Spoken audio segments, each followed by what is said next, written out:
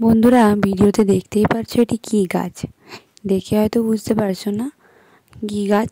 এই গাছটি আমরা সবাই চিনি, আর এই গাছের কী কী উপকার আছে সেটাও আমরা চিনি, কিন্তু আমি আজ উপকার নয়, এই গাছটি কিভাবে আমার এত জলদিভাবে গ্রো হয়েছে আর কত জালি দিয়েছে আর কত করলা ধরেছে তোমরা দেখতেই পাচ্ছ।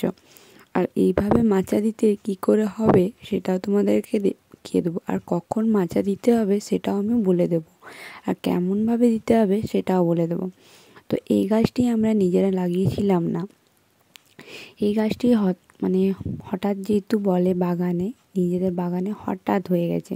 তো তুমি দেখতেই পারছো যে গাছটি কতটা ঝাঁকঝোঁকপূর্ণ হয়েছে আর কত ভালো হয়েছে। একটাও কিন্তু গাছে যে পাতায় পোকা লাগেনি। কিভাবে এই পাতাতে পোকা লাগেনি সেটা তোমরা হয়তো বুঝতেই পারছো, আমি সবই বলে দেবো। তো দেখো, গাছটি কিন্তু প্রথম কথা সম্পূর্ণ রোদে আছে, তাই গাছটির পাতায় কিন্তু পোকা লাগেনি। আর গাছটি যখন হঠাৎ হয়েছিল তখন আমি গাছটিতে আমার কাকাকে দিয়ে এইরকমভাবে দেখো, ভালোভাবে দেখো, এরকমভাবে চারদিকে একটা করে কুটুসের ডাল, কুটুস কাঠির ডাল দেখতে পাচ্ছ কীরকম গর্ত করে করে চারদিকে একদম চৌকাভাবে পুঁতে দিয়েছিলাম। আর ওই চৌকা ডালে একটি লতকে উঠিয়ে দিয়েছিলাম। ওই কুটুসের একটি লত দিয়ে এই রকমভাবে ঝাঁক ঝাঁক হয়েছিল। তো চারদিকে ঘষে দেওয়ার পর তারপরে একটা ঝাঁক আরও ওই কুটুসের উপর চাপিয়ে দিয়েছিলাম, দিয়ে লতটি তোলার পরে যখন লতটি পারলো, দেখো এরকম মাচার মতো হয়ে গেল। কাল্লা গাছে কি যদি তোমরা এইভাবে মাচা দাও তাহলে কিন্তু কাল্লার পরিমাণ প্রচুর বার। তোমরা দেখতেই পারছো আমার কাল্লা গাছে কতটা জালি দিয়েছে। এটি কিন্তু আমি যদি না লাগিয়েছি তাও কিন্তু আমি যখন হঠাৎ করে হয়ে গেছিলো তখন যত্নর মধ্যে কোনো ত্রুটি রাখেনি, তাই তো আজ এত এত জালি দিয়েছে আর ফুল দিচ্ছে, আরও কাল্লা ধরছে, প্রচুর কাল্লা ধরেছে, তোমরা ভিডিওতে দেখতেই পাচ্ছ। আর দেখো কত জালি দিয়েছে। আর এটা বড় প্রজাতির কাল্লা ছিল, মিডিয়াম সাইজের যে কাল্লাগুলো বাজারে বিক্রি হয় সেগুলো। আর কাল্লা আমাদের শরীরে কতটাই উপকার সেটা তো বলতে হয়। আচ্ছা, তোমরা কাল্লা বলতে বুঝছো না, না তাই তো? আরে কাল্লা মানে করলা, যে তিতো জিনিসটা আমাদের শরীরের পক্ষে ভালো, যে জিনিসটা আমরা সাধারণত মানুষরা খেতে চাই না, সেই জিনিসটাই কিন্তু আমি আজকে আমার বাড়িতে লাগিয়েছি। আরে লাগিয়েছি না, হঠাৎ করে হয়ে গেছে, তারপরে আমি এটাকে মাচা দিয়ে বড় করেছি। কাল্লা গাছে যখন একটু একটু বড় হবে, তারপর যখন দেখবে এক দুটো করে ফুল দিচ্ছে, তখন কিন্তু কাল্লা গাছে প্রতিনিয়ত জল দেবে। প্রচুর পরিমাণে কাল্লা গাছে যদি জল দাও তাহলেই কিন্তু কাল্লা গাছের প্রচুর পরিমাণে জালি দেবে, নাহলে কিন্তু জালি দেবে না। জলের অভাবে কিন্তু কাল্লা গাছে জালি হয় না। আর শোনো, সম্পূর্ণ গাছটি রোদে আছে, তাই কিন্তু আমার গাছে পোকা লাগেনি। রোদ দেখে দেখতে হবে। আর মাটি কিন্তু খুব ভালো মাটি।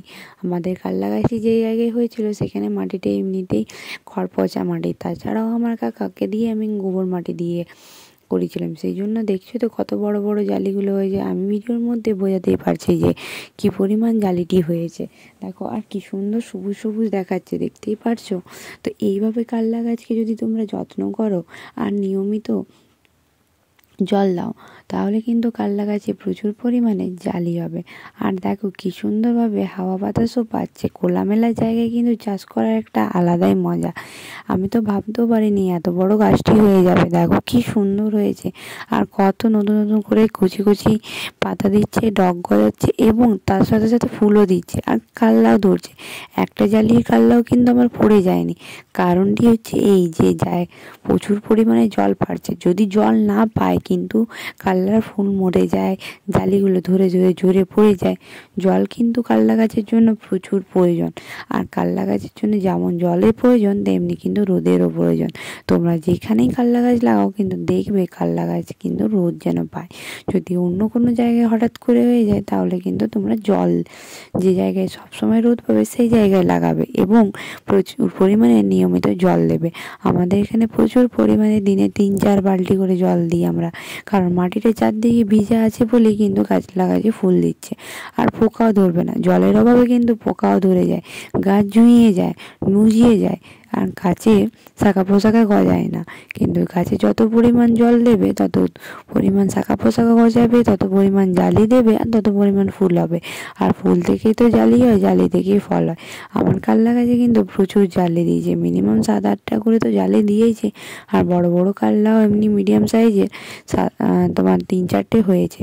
তো আরও জালি দেবে, আমি আরও সাইডে ওই কুটুসগুলোকে পুঁতে দেবো, তাহলে কিন্তু আরও গাছটা বড়ো হবে, আরও ঝাপঝুপ হবে এবং কাল্লা গাছটিতে আরও প্রচুর পরিমাণের কাল্লা ধরবে। তো বন্ধুরা দেখতেই পাচ্ছ, এইভাবে কিন্তু কাল্লা গাছকে যত্ন নিতে হবে। যদি যত্ন না দাও কিন্তু দেখো কী সুন্দর পুচকি পুচকি কাল্লাগুলো দেখতে পাচ্ছ তো, নাহলে কিন্তু কাল্লা ধরবে না। আর বাড়িতে কাল্লা রাখানো গাছ লাগালে আমাদের মার্কেট থেকে এত দাম দিয়ে কাল্লা কিনে খেতে হবে না। এখন শীতকালে যা পরিমাণ কাল্লার দাম, হয়তো অন্য কোনো সবজির দাম এত পরিমাণ নয়। তো বুঝতেই পারছো, তো কাল্লা কিন্তু নিজের বাড়িতে লাগাতে পারো। কাল্লার যতটা উপকার আছে হয়তো আমরা জানি না, কিন্তু কাল্লা আমাদের শরীরের পক্ষে প্রচুর ভালো। তো বন্ধুরা, আমার ভিডিওটি ভালো লাগলে লাইক, সাবস্ক্রাইব অ্যান্ড কমেন্ট করতে ভুলো না। আর নিয়মিত কী কী ভিডিও চাইছো বলতে ভুলো না। এইভাবে ঝাপঝুপভাবে কাল্লা গাছ লাগাও নিজের বাড়িতে, আর নিজের বাড়িতে কাল্লা তৈরি করো। একদম রাসায়নিক ফ্রি কাল্লা গাছ। আর কী সুন্দর পাতাগুলো ধরছে, দেখতেই তো পাচ্ছ। চলো টাটা, পরের ভিডিওতে দেখা হবে।